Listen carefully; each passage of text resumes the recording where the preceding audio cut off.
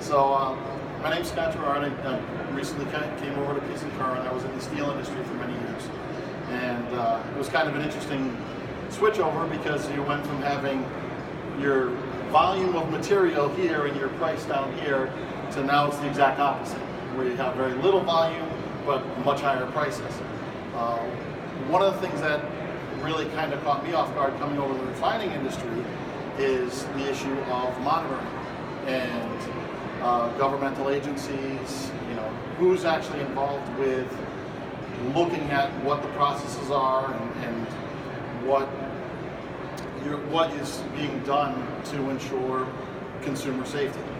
So that was one of the things that I really piqued my interest when I was first looking. Can we get the next slide? So who's monitoring the billion-dollar refining industry? There's government agencies seem to be involved in every aspect of business. In the pawn industry, the new CFPB, that's kind of the hot topic.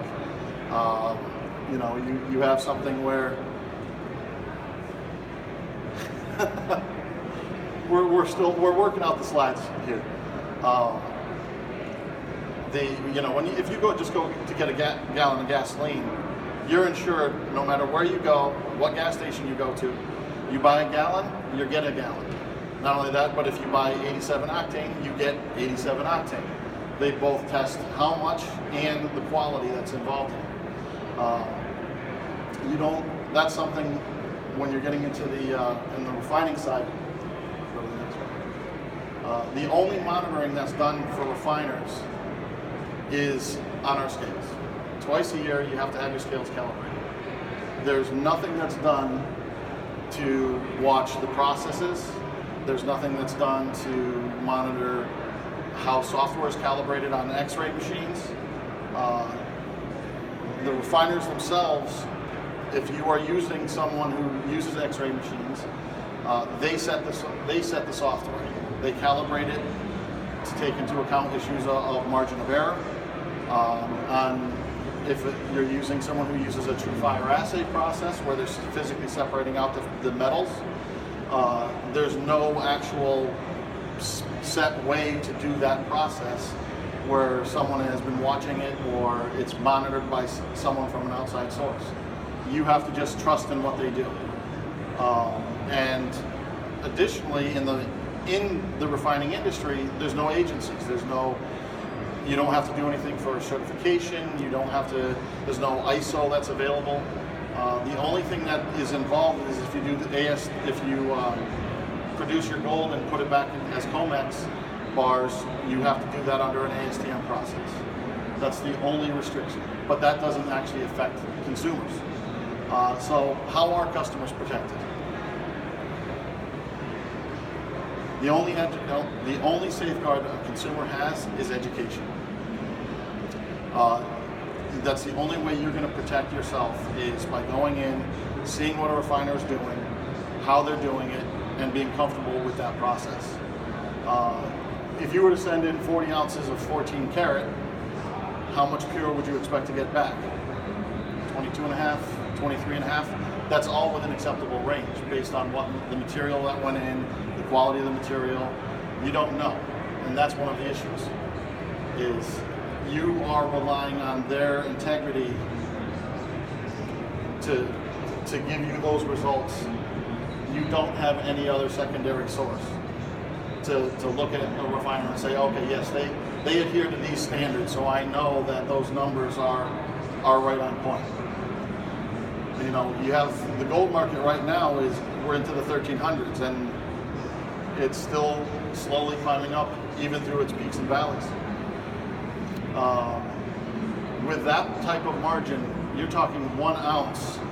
That's a huge amount of flexibility that happens within this industry.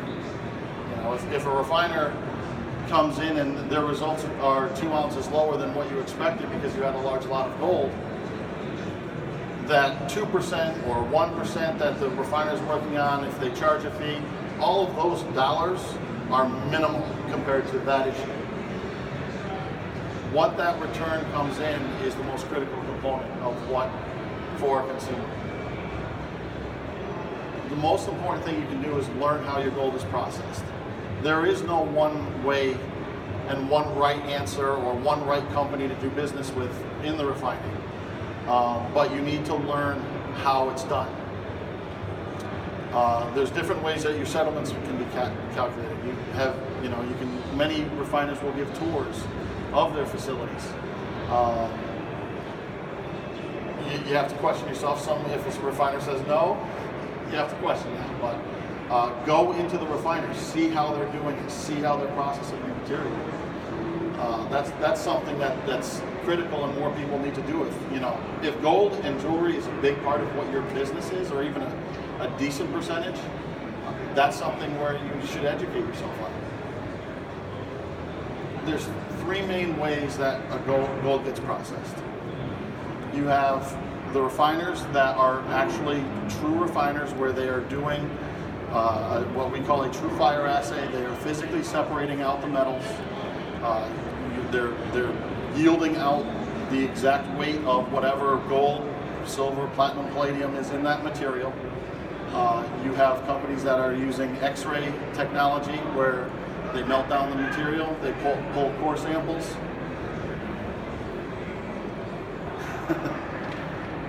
Other way. Oh. Go back to the original. There we go. Let's stay on this for a second. Okay. Using the X-ray technology, that's a much faster process, and it's an instant payment. And then, of course, you have gold bars, which has been a tried and true component of the industry as well. The first one that we have is when we're looking at a true fire assay. These are the true refiners that are out there.